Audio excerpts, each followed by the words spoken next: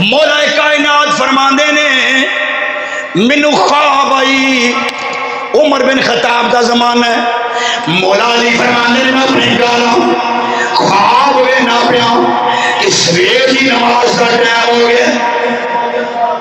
سویر دی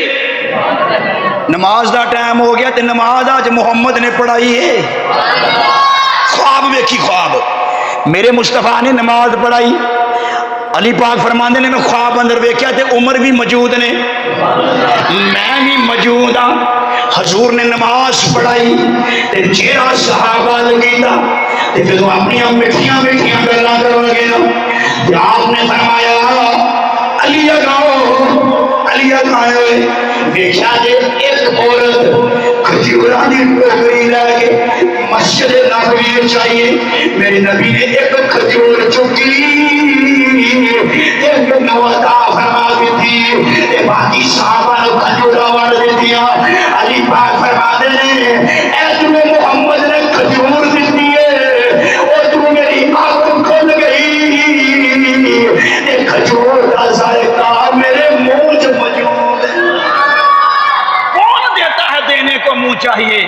اور میرے نبی دی خواب کو ساڑھے والا لکھے ساڑھے والا لکھا نہیں، علی پاک فرمایا کہ تو کھجور کا ذائقہ آیا۔ ادھر اذان فجر ہو گئی، اٹھے نا مسجد چاہے، سرکار دا زمانہ ظاہری نہیں سی، عمر بن خطاب دا دور سی۔ علی پاک فرمایا عمر بن خطاب مسجد تے کھڑوتے، اسی طرح نماز گئی، جب نماز گئی اسی طرح یہ بی بی آئی، ان حقیقت ہے اسی طرح بی بی آئی،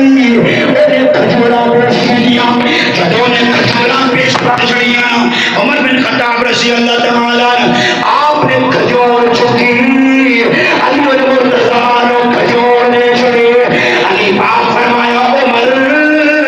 یا امیر المومنین آج کھجور دا سواد بڑا ایک اور نہیں دے دیں دے۔ عمر بن خطاب فرمایا علی المرتضیٰ یا علی میں ضرور دے دینا، کہ خواب وچ محمد نے دو دتیاں تے گل کر، میرے مصطفیٰ نے ایک دتی کہ میں بھی ایک ہی دواں